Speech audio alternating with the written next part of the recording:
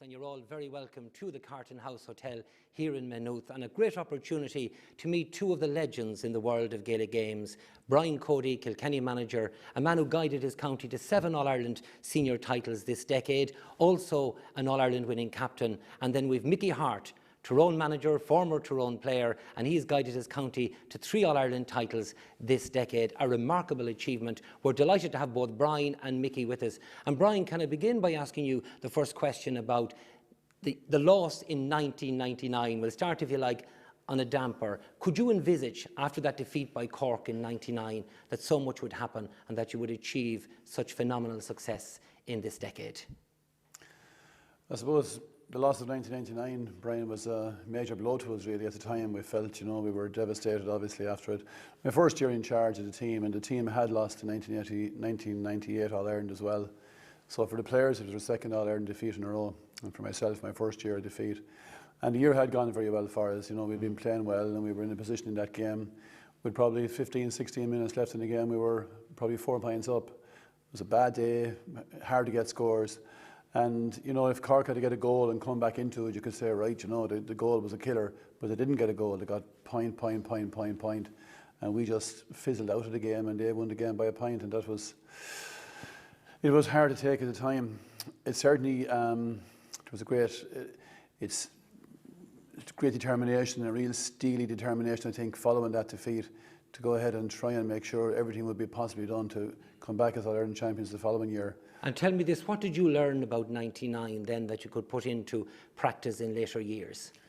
Well, I suppose there was a very obvious lesson that, we were in a position to win the game as we would have thought, but we did not close out the game. There was not enough, I don't know, it's just hardness about us, I suppose, just enough. I mean, we had experienced players and everything there, but we just did not have that, it's the wrong word I know now, but savagery, if you like, just to make sure that we were going to finish off that game and not allow them to come back into it.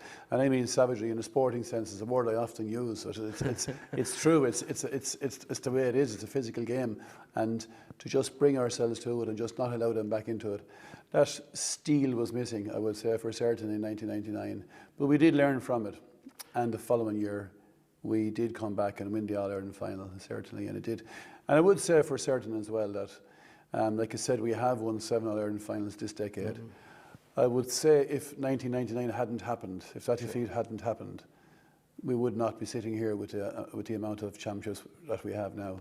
It was a real serious lesson for us. Two words you used there, steel and savagery.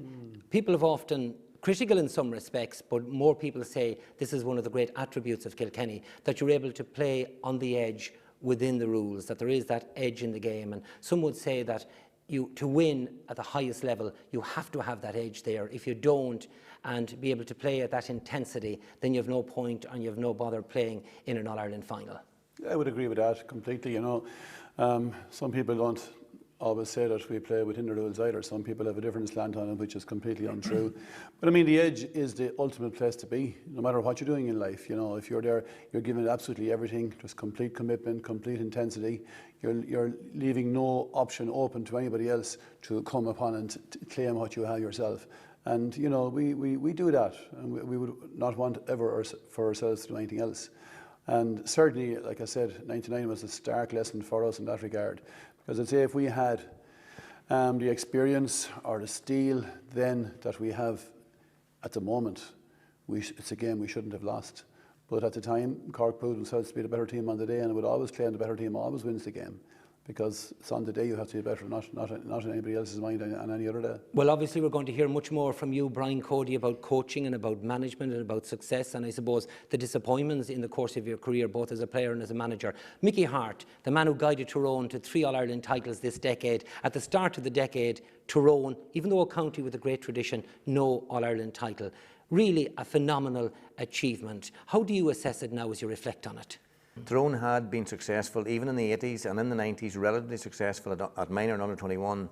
Then I happened to be entrusted with the minors from 1991 on, and it wasn't a success story by any means in terms of cups right away, and I think that's a great lesson for all coaches, It took me to 1993 to win the first Ulster title, 1997 again before we won another one, got beaten in the final that year, took us to 1998 to get that first minor title, which was the first one in 25 years for Tyrone.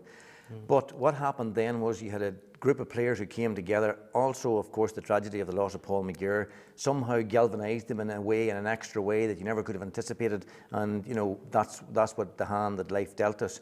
But it was about the process of working with these young players. They got a belief in themselves, and then when they moved on from 18 to 21, I was fortunate enough to move on with them. And they continued to be successful. Even again with a setback in 1989, we lost to Derry in the first round of the Under-21 Championship, but they came back from that and won the next 2 All-Irelands. So therefore we had a bunch of young players who were now going into full adulthood, if you like, very confident, believed they could win, and had taken the setbacks along the way, a lot of them, and you were going to join up with people like Peter Canavan, Chris Lawn, you know, Colin Holmes, Brian Dooher, people who had been there for maybe a decade and not managed to win the Senior All-Ireland. So it was all about attitude, it was all about belief, it was all about the process of learning along the way, both for them as players, for myself as a coach and those who work with me. And together we believed that anything was possible. And when you go into a competition with that belief, and then of course quality players from both age groups, if you like, then that was the formula for success that we had. If you look at a situation, we'll broaden it a little. The GAA representing about the community, the sense of identity and the sense of home place. You played for the county, you established a reputation as a player. Why did you feel, was it more by accident than design that you became a manager? I'd imagine, it often intrigues me about management, there's an element of ego there, and I couldn't say ego when I talk about Mickey Harte or Brian Cody, but it's a natural progression, perhaps if you come up in a club, that you become a player. But management is quite different.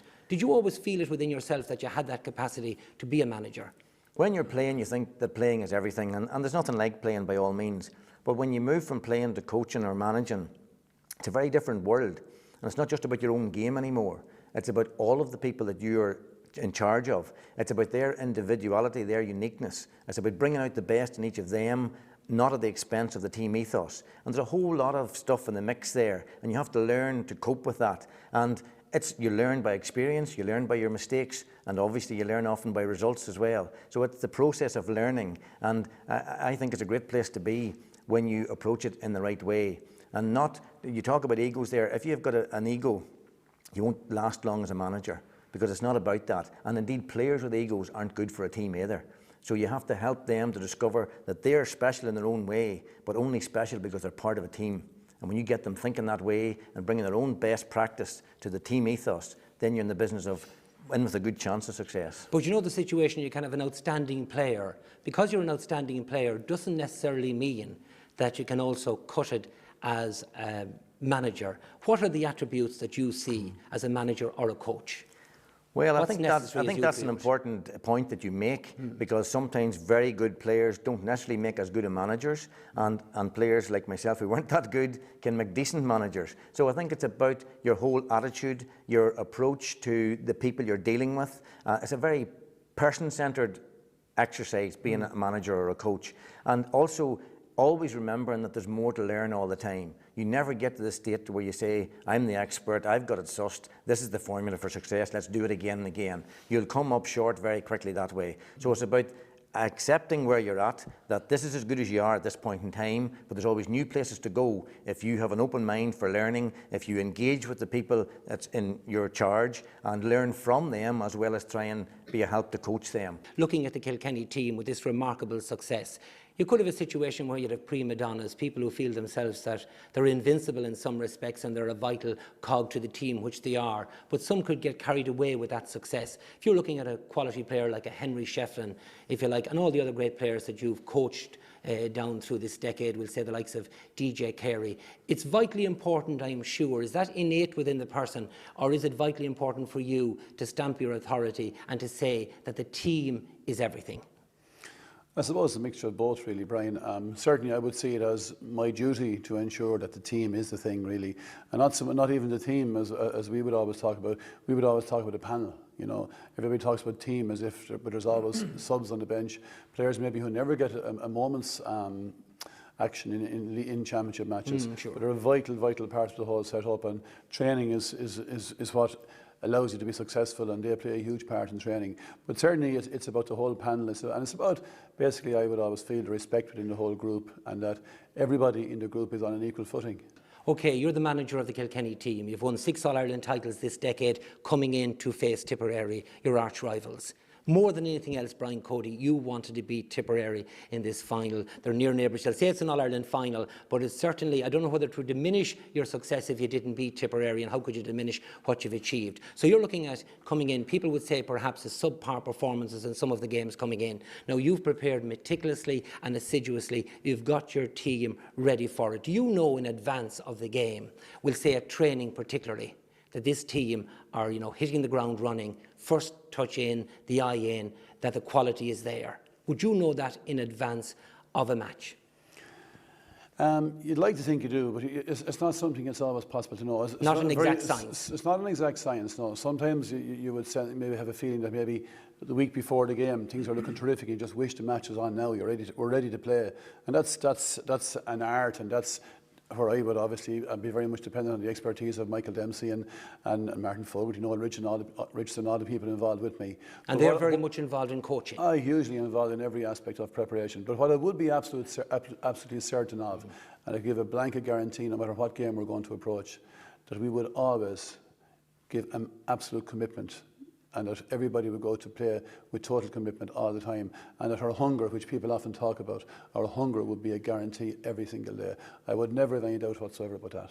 What about your own instinct, Mickey Harte, when you're in a dressing room before a match? You know these players so well, you've been involved with them, you have a goal, you set your targets, you're looking at them before you go out to a big match. Have you a sense that this could be your day, that the players are in tune and they're aware of what you want? You've empowered them already. I think that's part of the management of Brian Cody and Mickey Harte, that the players think for themselves on the field of play. Not always an attribute for some players, but it certainly seems to be part and parcel of both Kilkenny and the regime in Tyrone as well. Do you feel that sense is there just before they go out, that the team can deliver today?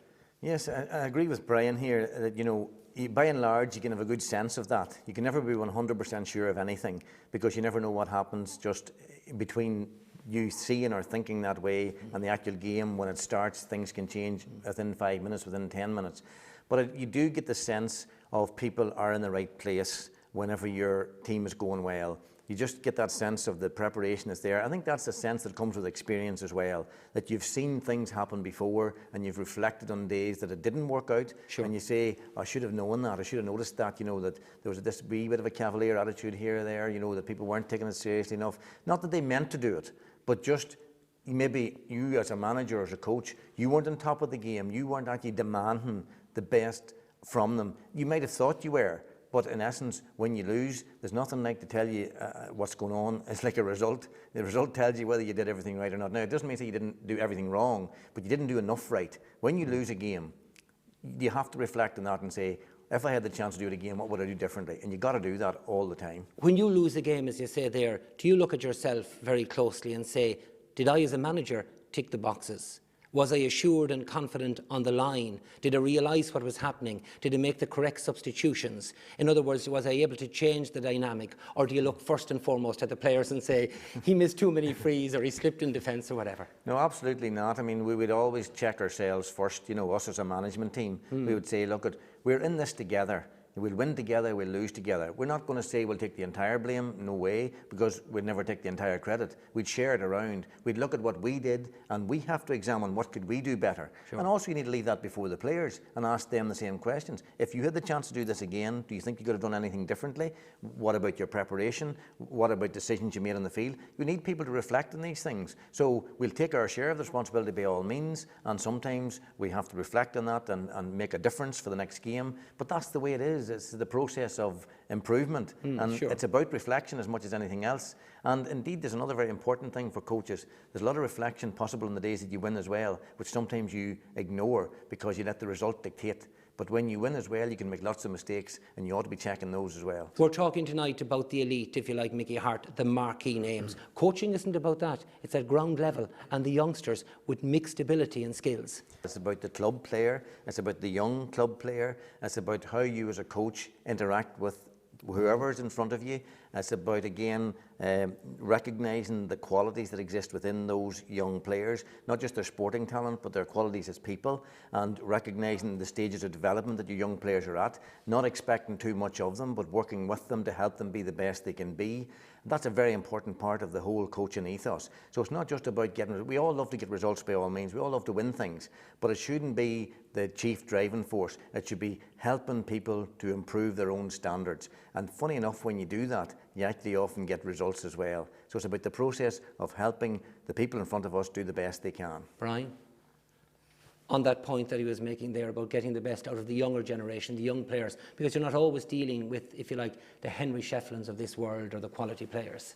You have to look at the club player with different abilities. I'm here with, at the moment, dealing with Jackie Turlow and Larkin, players that I have dealt with at primary school level, and there's great sense of satisfaction in seeing those players develop, and not just those, but I mean, we won a county championship there, our own club, in 2004, and the players came back with a cup to the school to us, and we had 24 players from our school back as county champions with the club, you know, and that's a great sense of, just a great feel to that, you know, but that's where the real enjoyment is probably.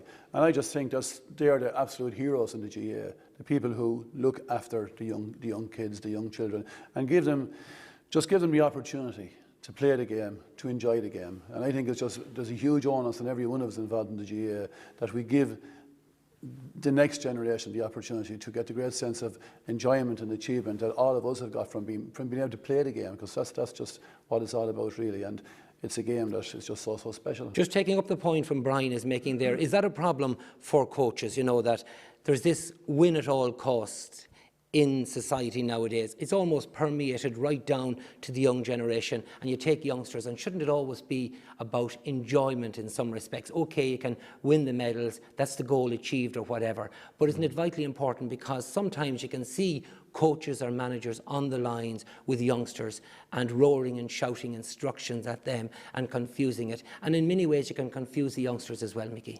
It is important to remain calm ourselves as coaches, and as Brian says here, it's all about enjoyment. And I suppose then it's about balance after that, because enjoyment for some means doing their best to succeed as well. And you have to balance that you're giving everybody games to play. You know, you're giving as much game time as possible to as many players as possible. But if there's somebody who's very competitive, then you want to help them develop that competitive edge as well.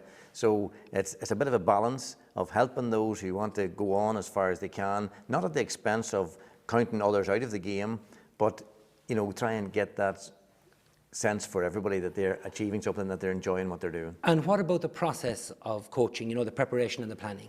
Well, I think to me, that's key, that, you know, you need to think ahead about what you're going to do as a coach. You need to arrive there with good planning, you know, even on a little bit of paper or whatever, lined out what you intend to do on the pitch. For coaches maybe beginning, I think it's a very important thing to do. Maybe when you become more experienced, you can feel that there's less necessary to do it in such detail. But I think new coaches ought to be well prepared, because when you're well prepared, then things are likely to flow. And the young people that you're working with in particular will know that you have put some time into preparing this, so therefore they should do the best to deliver on your preparation. Catch people doing things well, and then that leaves you in a strong position to help them with the things maybe that they could do a little bit better. But I think the approach must be positive first of all, give them lots of affirmation, and then and that's your normal way of doing things, then they're much more well prepared to take a bit of advice from you after that. And wonderful insights there from two of the great managers of our time, Mickey Harte and Brian Cody. We'll hear much more from them in a moment, but I have a sheet here, the one-page man if you like,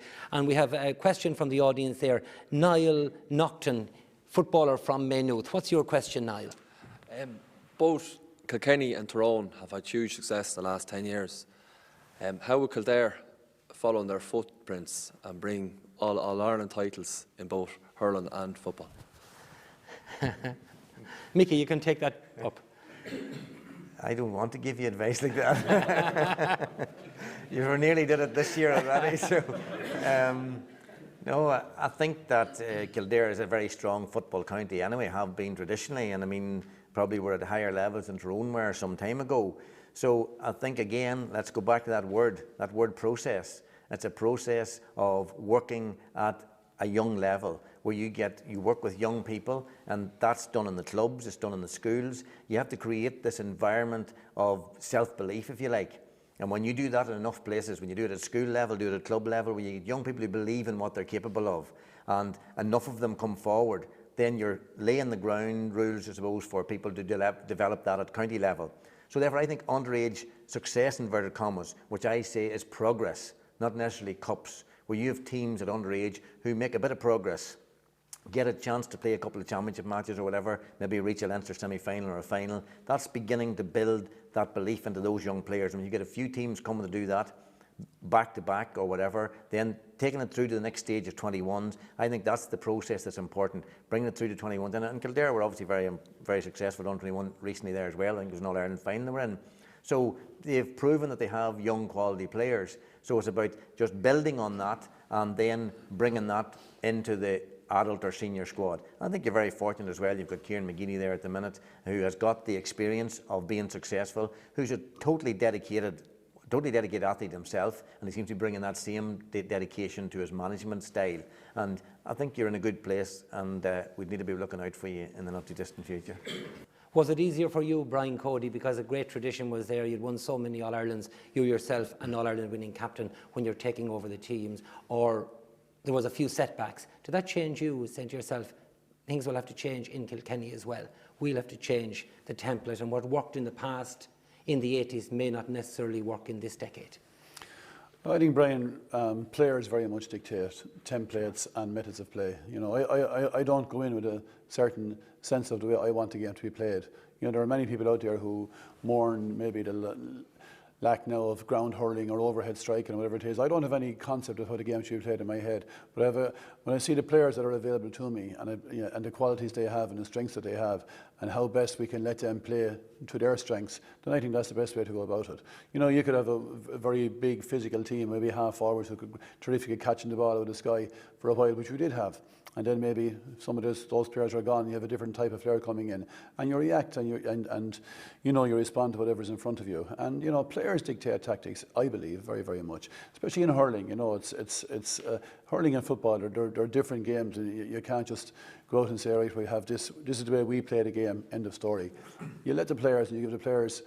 You empower the players, as has been said already, or you get the players to take ownership of the thing. And you know, I mean, at the level I'm involved with Kilkenny, they're like I say, they're very, very talented players and more than capable of bringing themselves to the game in a major way. Do you think yourself in any way, Mickey Harte, that the amateur ethos is under threat? No, I don't think it's under threat. I think there's this talk now and again, and as Brian says here in the media, we hear about this pay for play thing, but really it's not sustainable, number one. You just can't do that. As Brian says, all of the people who invest so much of their time in helping all our young people develop into the players they can become, you know, where would you be without that? And if people start to get paid at some end of the conveyor belt, so to speak, well, if everybody else then says, well, if they're getting paid, why shouldn't I get paid? It would be totally unsustainable. And I don't think that the thinking is that within the GAA. I think the thinking is we're professional in our approach, but we're not going to act as professionals in terms of that we get paid. Professional approach, but not professional in terms of pay. Can I look at it from a coaching perspective? We're here lauding, if you like, the voluntary ethos, and that's the greatest strength of the GAA, as we talked about the sense of identity and home place, and those that line the pitch and put up the nets and do all the work. Do you think in some way that the GAA may not have the structures in place to take advantage of that from a coaching perspective? How do you mean? It's this great voluntary are there. There are so many people willing and able to go out and take youngsters and coach them and whatever, but maybe the structures are not in place to get the very best out of those who are willing to be coaches or willing to be managers. Yeah, well, I think it's something like everything else that needs to be constantly under review. So again, it's not just about getting people to do this task, it's about getting people to do this task in a better way. And therefore we need to examine what we're putting in place for coaches, and I suppose coaching and everything else evolves across the ages as well. And coaching, if it's just about skills only, it's not enough. It's about coaching the person to be the best they can, to be a good team player, to respect what they're part of, and to have a mind to be able to learn as they go. But sometimes because a person is a willing volunteer, doesn't always necessarily mean they're right for coaching or management. Well, absolutely. And what we have to be sensitive there as well, and respect the fact that they're prepared to give their time, but we need to also help them to give that time in the best possible way. So therefore, we need maybe to place people with them, take their energy, take their goodwill into the coaching arena, but also have somebody there as a mentor almost of a coach with them to let them know what good practice is about. I know you're very friendly with Brian Cody. You probably swap tactics for all I know. But from an international perspective, would you look at managers like an Alex Ferguson or Roy Keane, who's had a difficult time since he came into management, and say, well, I can learn something here? Absolutely, there's always things to learn. If you have the antennae out, there's always things out there. And you know, sometimes you learn things that you shouldn't do, as well as things that you should do. Obviously, I mean, anybody interested in any sport, you tend to be prepared to watch all sports and have just a feel for the thing or an instinct for the game, whether it be rugby, soccer, whatever, maybe golf, whatever it is you want to watch, it's there. And you would always be kind of drawn to watching a game situation of whatever sport. Is part and parcel of what a coach and manager do to be able to deal with the media and to be comfortable with them, or have you always got to keep a distance there as well? No, I think you have to be able to deal with them. I think you have to be comfortable dealing with the media. And I don't think you can get any hang-ups about, well, not talk to this one, not talk to that one. You speak to people when it's appropriate. And if there's a time when it's not appropriate, then you tell them that. And you say, you know, we're very happy to talk to you, but there's certain times when we'd rather that you wouldn't be there, you know. The media are absolutely vital to the whole aspect of the thing. Promotion of the game, I mean, publicity for the game, a huge part of it, you know. And I'm very, very comfortable dealing with the media, as you know yourself, Brian. And I would say that our panel is very much as well. But there are also players, you know, who just don't want to speak with the media, and their personality, it doesn't suit them and that, and it might affect them. So my way of dealing with the media for the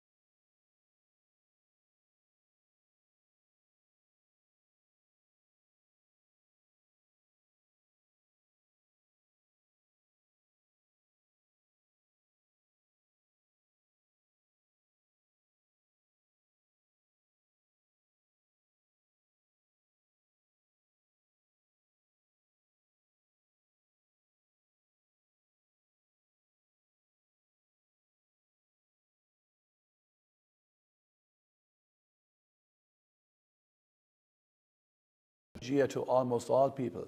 You know, the people who are here tonight, we're in Carton House and we're in Maynooth. Maynooth won the Intermediate Hurling and Football Championship this year. That's just massive success, you know, and that's not elitism. You know, there has to be in all. You talk about only 3 teams possibly can win. I would always dispute that. But I mean, you take the Premiership, which is lauded and beamed in everywhere all over the world. But how many teams can win the Premiership? 2, 3, any year. That's the reality of sport at the highest level, always in all sports. Look at rugby, the same thing. You know, a couple of teams have the potential to win a World Cup or whatever it may be. But the GAA is in every, like I said, every nook and cranny of our country. And there's teams preparing for Junior B finals, there's teams preparing for under 16 matches, and that's an All-Ireland final in all of those people's eyes. And what has it done to the community? It lifts the whole community. I mean, I've had brilliant times, definitely, in the past decade with Kilkenny, but by far the happiest I was when my club won the championship. You know, that's the reality of it. That's the GAA. So the GAA has an elite element to it because of the brilliance it brings and the sheer fantastic sense of fulfillment that it brings to the players involved in it and to the people who watch it. And it's just something fantastic which can be beamed all over the world. But the sense that it brings to everybody in the daily nitty-gritty of the GAA, that's something that's supreme and we can never lose. Thank you very much, Brian. Just to add to that as well, probably one of the greatest developments in recent times was the fact that we have our junior and intermediate champions going forward to play in an All-Ireland series, because then that's like opening the All-Ireland opportunity to so many more players. And there's nothing like that to see the club that has somewhere else to go after their county title. Back again to schools. I've been involved in schools in St. Kieran's, like winning an Ireland title with the St. Kieran's, like that was a brilliant day for the school, a brilliant day for youngsters who now can say they've All-Ireland medals. So you can get All-Ireland medals in many ways. You can get them through score competitions. There's lots of ways of becoming elite in a different sense of the word. So that's the beauty of what we have. And it's a good question that you asked, because it made us think about what the GAA has to offer to the wider family of the GAA community. And thank you very much to Father Brian Darcy. Mickey Harte, what's your own philosophy on management, and what are the qualities that you look for in a player that you want to wear the Tyrone jersey? Well, that's a good question, Brian, but I suppose first and foremost, you want a player who's committed to do the best they can. So a player who's prepared to work hard. You need that. If it doesn't matter what talent or perceived talent or natural God-given talent somebody has, they will be limited in what they can give you and give themselves if they depend totally on that. So they've got to be a hard worker, they've got to be dedicated, they've got to be committed to what they're about and have this ability to learn. Just know that there's more to learn always. And if you have a player like that, then they're a great start on a team. Next thing is then they've got to, what we're talking about here all night, being part of a team player, bringing the best of themselves to the team effort. And they have to always do that. And sometimes that means doing things that's not their preferred option.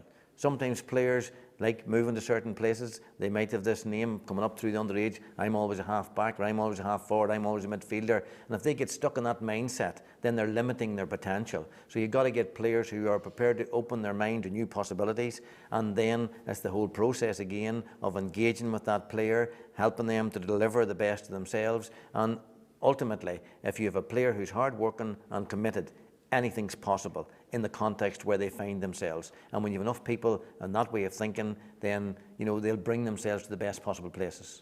Brian, Cody, players opening their minds to new possibilities. What are the attributes that you look for in a Kilkenny player? Yeah, well, I think obviously, I mean, you're talking about they have a certain skill level, There has to be. There are certain players who will jump out at you, and the whole county can pick the Kilkenny team for you, and say he has to be on it, he has to be on it. And then you have other players. And I remember I came into the job first. There were players who had been tried before with Kilkenny, and there were players who hadn't been tried before with Kilkenny. Some of them were in their mid-20s, and I think in particular a player like Eamon Kennedy from Dunnamaggin, who was in his mid-20s at the time, had been discarded a few times, and end of story for him. But he was a massive club player at the time, and he was a real leader for his team. He dominated club matches, and I could never figure out how he could not become an inter-county player. Some people said he was too slow, some people said he was one-sided, but to me he had an ability to go out and just dominate games. And I brought him in and worked with him and gave him the opportunity, and the commitment he had was total. And he went on, and it was a fantastic thing for me that he went on and won an All-Ireland for us at centre half back. outstanding achievement. And then he got an opportunity to play inter-county for a few years. I have a very, very open mind really on the kind of player I have. I suppose again, being a teacher in the county, it's not a big county. I kind of see these players from the time they're maybe 10, 11 years of age. I see them playing in primary schools level. I see them playing up along, and I can see them as they develop. And you know, you can always see commitment in the player. Some lads will be bursting out. You can straight away actually look at you. Wouldn't want to be a genius to bring in such a fella to an inter-county setup. He was always going to be a star as long as he worked at his game. But there are other players who never appeared at underage level to say, look, these guys are guaranteed to be players. And they would say, many people would have said, he's never going to make it. He doesn't have what it takes to be a county player. But I don't accept that he's going to be a county player or he's not going to be a county player tag. He's fair on players. And I would always give the opportunity. If I had a gut feeling that a fella could bring something, now he may be considered even maybe hard to handle in some ways, but you know, that's my problem, that's my challenge, to come along and give him the opportunity. And if he can help us become a better team, then it's up to myself and my management team and all the people involved to work with this player and give him the opportunity. Then if he accepts that or rejects it, it's in his own hands. But I would never rule out anybody. I would always keep an open mind on what a player can bring to the setup. But it has to be an absolute commitment to the whole thing. Thanks to Brian Cody. Talking about open-mindedness, last word to Mickey Harte. In terms of being a manager or a coach, presumably you have to be open-minded, you have to be willing to learn, let it be at club or in school, college or at county level. Without a doubt, we're all people in the process of being. And we have to recognise that there's no finished product. In any walk of life, there's not a finished product. You're always on the way to trying to stretch yourself to new places if you are aware of that is the way that you should think. And I think if we have people in coaching, or whether players or administrators or anybody involved in the GAA or indeed in any walk of life, if you always know that you can stretch yourself to new places, and no matter how good you happen to be perceived to be at any given time, that you know there's so much more to learn. That's the best thing you can recognise, is to recognise that you know very little. And if you know very little, there's always more to learn. And that's the way I try to embrace my coaching life. There's so much more to learn, and I'm looking forward to those possibilities. And I hope I get the chance to discover a whole lot more. Well, Mickey Harte and Brian Cody, thank you both very much. You're very welcome. Well done.